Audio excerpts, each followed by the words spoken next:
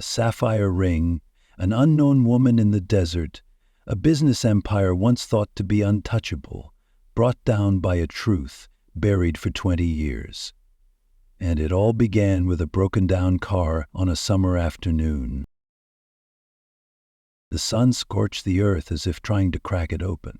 On a desolate country road that GPS refused to acknowledge, a silver Maserati shimmered to a standstill under the blistering heat. The hood popped open and released a dense white vapor that reeked of boiling metal.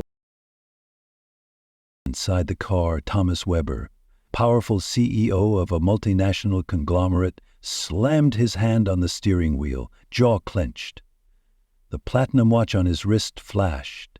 11:43, 17 minutes until a make-or-break meeting with strategic investors. And now he was stuck here. No cell signal, no assistant, no way out. His Italian silk shirt clung to his back, soaked with sweat. Tomas loosened his tie and stepped out of the car, only to be hit by a wave of scorching air from the engine bay. He recoiled instinctively, muttering curses. All his skills, negotiation, market control, boardroom dominance, were useless now against a smoking hunk of metal. Just then, the sound of an old engine grew louder and stopped near the shoulder. A faded silver pickup pulled in behind him. Thomas frowned. Who drives something that old out here in the middle of nowhere? A woman stepped out. Grease-stained jeans, rolled-up plaid shirt, curly hair tied at the nape of her neck. Her dark skin shimmered under the blazing sun.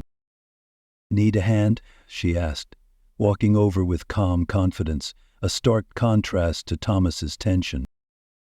"I have an extremely important meeting in 15 minutes, he snapped, unable to hide his irritation. "My assistant is calling for roadside help, but there's no signal out here." The woman didn't flinch, nor did she back off from the implied authority in his voice. Without asking, she leaned over the open hood, as if the value of the car enough to buy a house meant nothing to her. "Cooling system," she said after a quick glance, voice firm. "I can patch it. You'll have just enough time to get back to the city. A few hours at most, but no promises beyond that." Thomas squinted at her, scanning her from head to toe like he was running a barcode. "Are you sure?" "I'm a mechanic," she said without hesitation, matching his stare. "My garage is 10 miles from here." Without waiting, she returned to her truck, grabbed a toolbox, and walked back with efficient, purposeful strides. She leaned into the engine like a heart surgeon. Her small, calloused hands moved with cold precision. "5 more minutes and you'd have wrecked the engine," she said without looking up, twisting the wrench like she was adjusting the heartbeat of a metal beast. These kinds of cars, powerful, sure, but surprisingly fragile, just like some people. The words dropped softly, but cut sharp. Thomas heard her, but didn't respond. He was too busy counting the seconds in his head. Right now, you might wonder, can a broken car change an entire life? Can someone who seems irrelevant become the most vital piece? What kind of job gives you this kind of knowledge on high-performance cars? Thomas asked, watching her handle the engine like an expert. But then he paused. The question, once spoken, sounded like a prejudice given voice. "In a forgotten little town," she replied, turning her head slightly to glance at him over her shoulder, eyes sharp. "I read. I study. I love what I do. Excellence is not a privilege reserved for big cities, Mr. Weber." Thomas blinked, surprised that she knew his name. "You know who I am." "Your photo shows up in finance columns," she said casually, shutting the hood with a clean snap. "You're good to go. You'll make it." Thomas exhaled in relief. He pulled out his wallet and grabbed a thick wad of cash. "I owe you one. Please accept this as a thank you." She extended her hand, but just as her rough palm opened, Thomas froze. His eyes locked on an old silver ring with a pale blue sapphire. Too delicate, too sentimental for hands like hers. He knew that ring. The world stopped for a moment. A flash in his memory, a young girl with wide, teary eyes, a promise under an old tree, and the last gift from a departed mother, handed over by him as an unbreakable vow. "Is the ring? Where did you get it?" Thomas asked, his voice shaking with shock. The words hovered in the searing midday heat. "Untouched." The woman, now motionless, clenched her hand instinctively, covering the gemstone with her thumb. "It belonged to my mother," she answered, eyes now wary. "Well, is there a problem?" She couldn't have imagined it.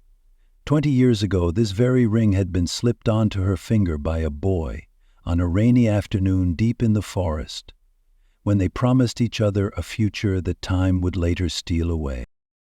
And now the man was standing here, right in front of her, without the faintest idea of who she was. The girl he once promised to return to, the girl he had forgotten. Maya. Her eyes grew colder as she saw Thomas staring at the ring, not out of emotion, but because memories were resurfacing at the wrong time. She stuffed the money into her pocket without another word, then turned and walked decisively toward the old truck. "If the car breaks down again, the garage is 10 miles from here," she said without looking back. "First turn after the Aurora City sign." Thomas stood frozen in the middle of the road. The meeting was less than 10 minutes away, but his mind was no longer in the present. He opened his mouth, trying to speak. "Death ring." But Maya had already started the engine, the roar drowning out any hesitation. "That's your meeting, Mr. Weber," she cut in, her voice cold as steel. "The investors are waiting." The Maserati sped off, leaving behind a cloud of dust and a man desperately trying to connect memory with reality. And Maya? She stood still, her left hand unconsciously fiddling with the old sapphire, a habit she had kept for 20 years. "He couldn't recognize me," she whispered, almost like a reproach. "Not because he forgot, but because he never truly saw me." At Hope Mechanical, in a workshop filled with the clatter of tools and the smell of grease, Maya was hunched over an engine, tearing it apart. Each twist of the wrench seemed to be a way to quiet the chaos inside her. "Careful, you're about to murder that carburetor," the deep voice came from behind. Xavier, the silver-haired, broad-shouldered man who was the only one who knew the whole story. "I saw him again," Maya said without turning. "Fancy car, parked in the middle of the road like some cruel joke of fate." Xavier paused. "Thomas Weber? He's not the boy he used to be," Maya said, wiping her hands on an old rag. "Now he's just a powerful man who's forgotten who once believed in him." "Or maybe he's afraid to remember," Xavier suggested gently. "It doesn't matter," she replied, staring into the dusty distance. "What matters is that he looked at me and saw a stranger." That night, after the city lights had faded outside her window, Maya sat alone in her small room. She opened an old wooden box from beneath her bed. Inside were carefully clipped fragments of time. Newspaper articles, magazine pages, photos cut out from business features, all about Thomas Weber. She had followed every step of his success from afar. Groundbreaking innovations, prestigious awards, charitable endeavors, and most recently, his engagement to Elise Harrington, heiress to a luxury fashion empire. Maya looked at Elise's photo. Beautiful, flawless, glowing under the dim light like a dream that was never hers. "By tomorrow he won't even remember the ring," she muttered, the words falling like a curse in the dark. But Maya was wrong. The next morning, a sleek gray sedan pulled up in front of Hope Mechanical. No special license plate, no chauffeur. And the man who stepped out was not the renowned businessman Thomas Weber, but just a man in a slightly wrinkled shirt and dusty shoes. "Shop's open," Maya said coldly, not lifting her hands from the engine. "I'm not here for a repair," Thomas replied, then held out his hand. In his palm was a wooden brooch shaped like a bird with outstretched wings. Simple, rustic, yet every carved line seemed to breathe. Maya froze, the world around her falling into silence, as if someone had cut the sound. That brooch, the parting gift she had given the blond boy standing by the orphanage wall years ago. With her clumsy 8-year-old hands, she had carved it with hope and a promise that he would return.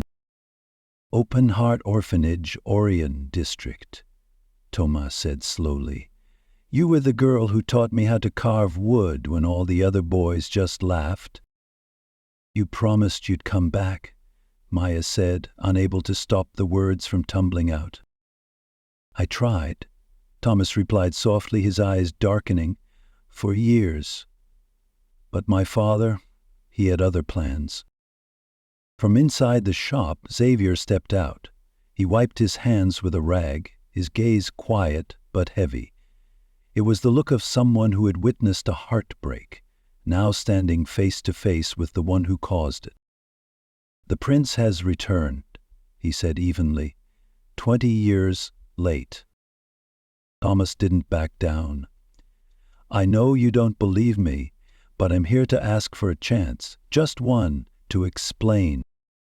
"Xavier was the one who took me out of the orphanage," Maya said, her eyes never leaving Thomas. "He taught me everything, gave me a home, when no one else even remembered I existed. I was supposed to be that person," Thomas said, his voice full of regret. "I made a promise. And then you disappeared," Maya cut in. She wasn't angry. Her emotions had been crushed too many times to be easily named. "Where now?" she asked plainly. "You have everything. Money, power, a fiancé. What could you possibly want from me?" Thomas took a deep breath. "In 3 weeks, I'll be publicly announcing my marriage to a woman I don't love. I'll take over as chairman of the corporation I secretly despise, and finalize becoming the man my father molded me into." He paused, as if choosing every word carefully. "And then that day I saw the ring, and something woke up." His phone buzzed. 6th time. "Elise," Maya said, unable to hide a bitter smile. "She's persistent." "My warden," Thomas said, then decisively turned off the phone. "That marriage is a financial merger dressed up as love." Maya crossed her arms. "And what do you want from me? Forgiveness for leaving me behind?" Thomas shook his head. "I want an answer, and, if possible, a chance to make it right, to atone for the biggest mistake of my life." What Thomas hadn't told her was that all night he had people combing through the orphanage's old records, and Maya's name, the name of a forgotten child, was the deepest wound of his life, one he no longer wished to run from. 3 days passed since that unexpected reunion. Both tried to remain composed, but beneath the surface was a silent quake. Thomas canceled all meetings, delegated operations to his executives, and locked himself in the family office, buried in stacks of old files. Something was wrong. The story his father told about the legally acquired land used to build the Weber complex, once a legacy Thomas took pride in, was now shattered like a broken mirror, every shard cut into him with doubt and shame.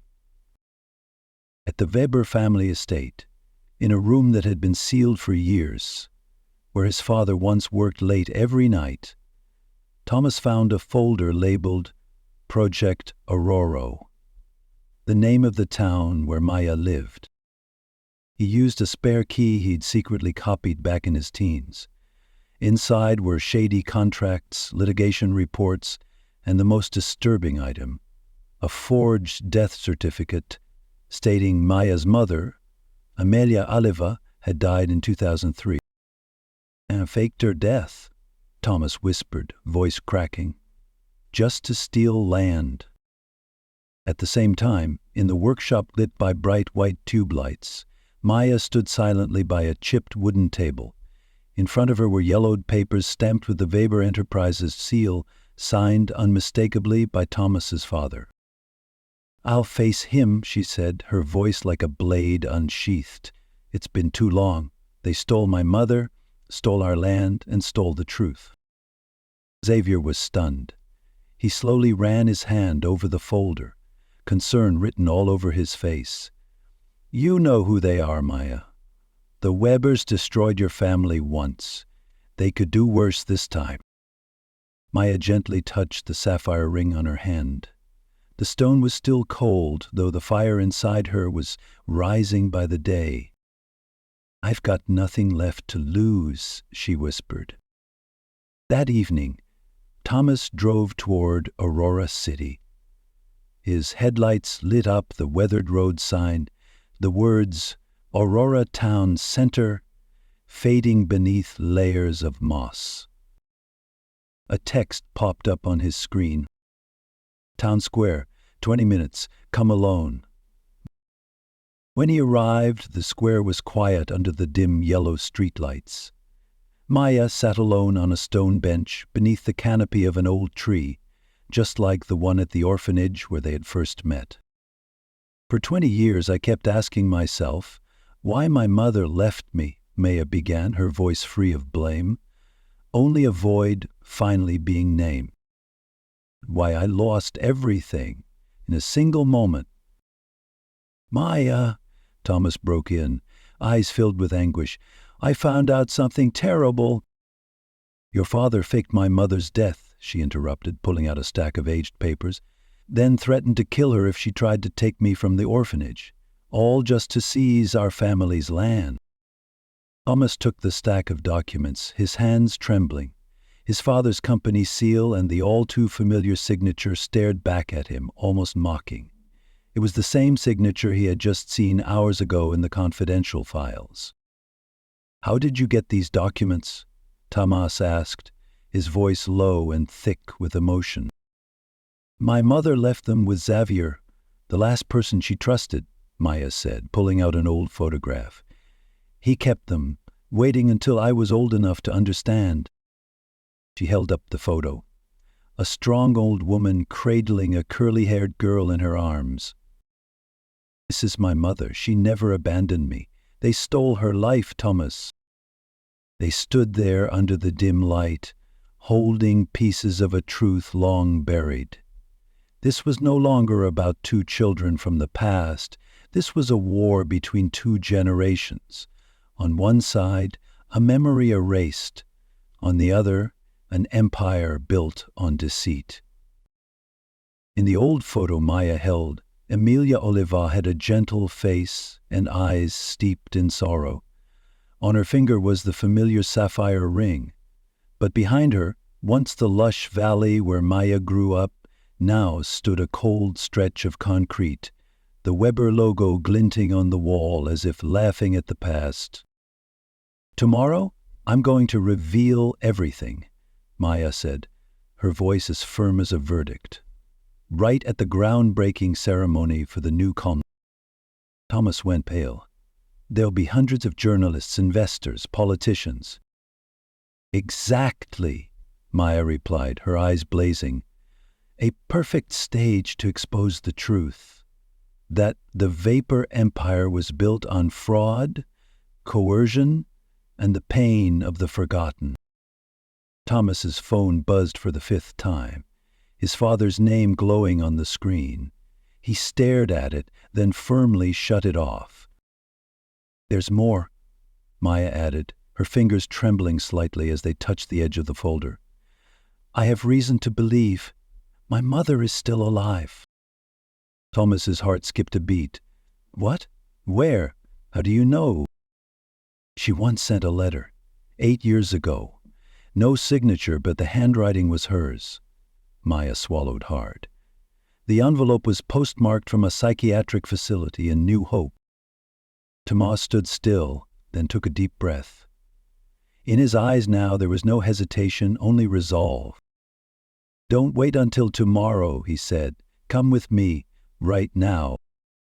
"Where?" "The ceremony," he replied. "My father secretly moved it up to tonight to avoid leaks.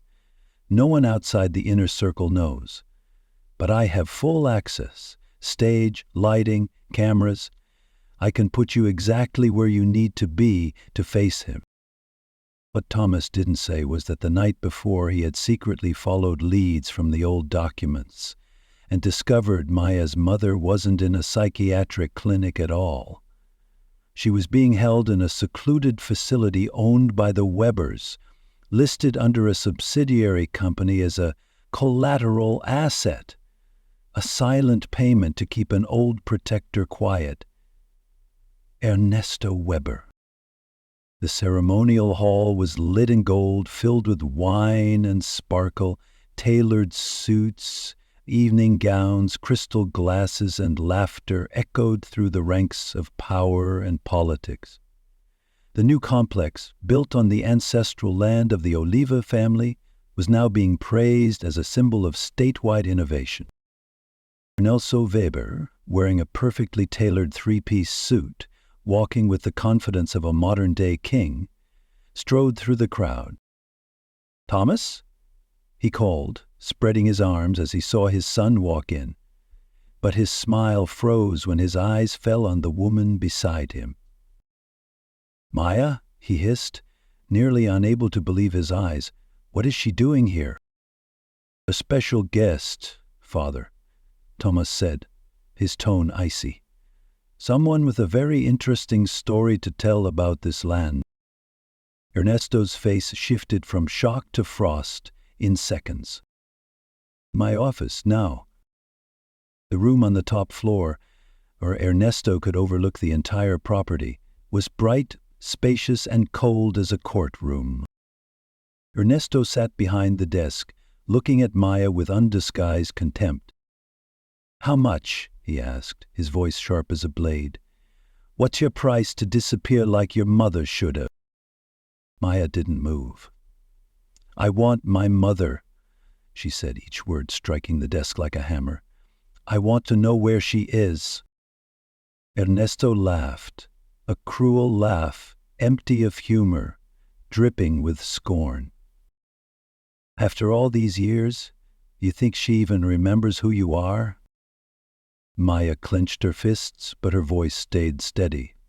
"More than you think, because at least she never tried to make me forget her like you did." Thomas stood behind them, silent, but his eyes burned. Everything he believed in, his name, his legacy, his family, was crumbling before him, and for the first time, he didn't want to stop it. "So, she's alive," Thomas whispered, secretly activating the voice recorder on the phone face down on the table. "For 20 years. You've kept her imprisoned." "Imprisoned," Ernesto scoffed, as if the word itself offended him. "I gave her a luxurious life. A villa, private nurses, personal security, all in exchange for a worthless piece of land. No agreement built on threats is ever legal," a voice rang out from the doorway. They all turned. Xavier stood there, eyes cold as steel, and beside him, a frail woman with salt and pepper hair, sorrowful eyes deep as oceans, but with a gaze full of resilience. In her eyes, it was unmistakable. Maya's gaze. "My daughter," the woman whispered, her voice breaking. "Maya." Maya could only manage one word, and the world shattered around her. Emilia Oliva stepped forward, each step slow, as if retracing every year stolen from her. Her eyes never left Maya, the child she had held one last time 2 decades ago. Maya, she called out, her voice trembling. My baby girl. Before tears could fall, a sharp click echoed from the hallway. Elise, Thomas's fiancée in name only, stood there, her phone recording the entire scene, her expression cold and detached like a journalist on assignment. This emotional reunion didn't just crack the polished facade of the Weber family. It lit the fuse on a scandal poised to shake the national financial elite. As mother and daughter embraced for the first time in 20 years, no words were needed, only tears, and uncontrollable trembles spoke for everything that had been lost. Behind them, Ernesto Weber, the man who once controlled everything, now stepped back, visibly shaken. This can't be, he muttered. She's been under surveillance. No one could outmaneuver me. Your money can buy silence, Amelia said, her voice now steady. But it can't buy loyalty. Some of them still have a heart. Maya clutched her mother's hands, small and thin but strong. She was shaking, not out of fear, but because the truth had finally stepped out of the shadows. Thomas stood still, his face torn between agony and rage, his eyes locked on his father, not as an icon, but as a man stripped bare in the light of truth. Why, Father? He asked, his voice low and grave as a funeral bell. Why destroy an entire family just for a piece of land? Because it's not just land, Ernesto said, as if stating the most obvious fact in the world. It's the largest freshwater reserve in the region. Billions of dollars. The cornerstone of this corporation's future. Thomas looked at his father, devastation etched across his face. And that justifies kidnapping, faking a death certificate, threats, and trading a child's life for profit? Ernesto's eyes flashed with a cold glint, not shame, but survival instinct. I justify it the way every leader does, with results. No one cares what I had to do, only that I won. Tomas said nothing. But in his eyes, at that moment, was the end of a legacy and the beginning of a rebellion. You were adopted, Ernesto said, each word like a dagger to Thomas's heart. The room fell silent, holding its breath. Thomas staggered, as if struck in the chest. What? He whispered, his face pale. You thought your 6 months at the orphanage was a coincidence? Ernesto sneered. My wife died in childbirth. Our baby didn't survive. But you? A healthy boy, no medical history, no family, were the perfect fix. The words hit like an avalanche, crushing everything Thomas had ever believed. He wasn't truly a Weber, just a name taped over falsified files, like Maya, like her mother. Here he's lying, Elise said, stepping in from the hall, clutching a weathered folder tightly. This explains why I always felt something was wrong with our business merger. What are you doing? Ernesto snapped, going pale as he saw the bright red legal audit stamp on the folder. The due diligence every merger requires, Elise said coldly. I hired a private investigative team. I found everything. Your record of illegal adoptions. Thomas isn't the only one. Xavier stepped beside Thomas, placing a steady hand on his shoulder. Elise looked him in the eye and continued. You and Maya weren't just kids who met at the orphanage. You're half-siblings. Same mother, different fathers. The fake records buried that. Thomas and Maya turned to face each other, and in each other's eyes, the resemblance was undeniable. The same warm brown eyes, the same sharp contours. The ring, Amelia whispered. It's an heirloom. I gave it to Thomas before Ernesto took him away, so he'd think it was a gift from the mother he never got to meet. Suddenly, sirens wailed in the hallway. Police, red and blue lights flashed against the glass walls. It ends here, Thomas declared, his voice no longer trembling but hard as stone. All the lies, the manipulation. Today, the truth returns to where it belongs. 1 week later, the media exploded with bombshell headlines. Ernesto Weber arrested for fraud, kidnapping, and document forgery. The Weber empire falls. The truth behind the sapphire ring. An expanded investigation revealed decades of corruption, legal manipulation, and illegal adoptions used to cover up the crimes of the elite. An empire once thought untouchable crumbled not because of a massive scandal, but because of small memories no one expected to survive. Thomas, renouncing the Weber name entirely, officially reclaimed his birth name, Thomas Oliva, the name he should have carried all along if justice hadn't been crushed by ambition. The disputed land, once the Oliveva Valley, was legally returned to its rightful heirs, and instead of becoming another soulless corporate headquarters, it was transformed into the Oliveva Nature Reserve and Community Center, a sanctuary for healing, both for people and memories, especially those forgotten. 6 months later, Esperanca Auto Repair, now renamed Oliva & Co., was no longer just a place of grease and clanging metal. It had become the beating heart of a new community. Maya leaned over an engine, her hands still steady and strong, just like her spirit. Thomas sat nearby, reviewing files for the Oliva Foundation for Orphaned Children, the non-profit they'd founded, starting from their own story. Do you ever feel like everything we once believed in was just a thin coat of paint? Maya asked, wiping a streak of oil from her cheek. Thomas looked up, smiling. For the first time, a genuine smile, no longer masked by the persona of an heir, a businessman, or someone else's son. Strange. Yeah, he said, but it's also freeing. From now on, we live as who we are, no borrowed legacies, no inherited lies. He touched the carved wooden bird brooch, the childhood gift from little Maya, now hanging around his neck like a symbol of a new beginning.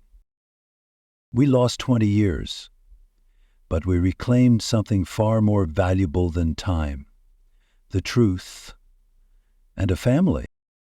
Amelia entered carrying a tray of lemonade. Her face no longer carried the lost look of someone whose life had been stolen. It held the gentle light of a mother who had finally found the pieces of love she thought were gone forever. Her eyes settled on Maya's hand, where the sapphire glistened in the afternoon sun. It was always the thread that held us together, she said softly, even when we didn't know it. Sometimes, the truth doesn't need to shout. It just needs to hold on. Ring, a carved piece of wood, a promise thought long forgotten.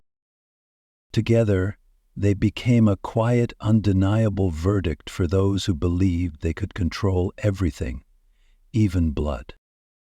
And sometimes, empires don't fall from great blows, but from one small truth, kept alive in a heart that never gave up. If this story made you pause for a moment, remember, some things survive even the longest season of lies, like family, like justice, and like true love.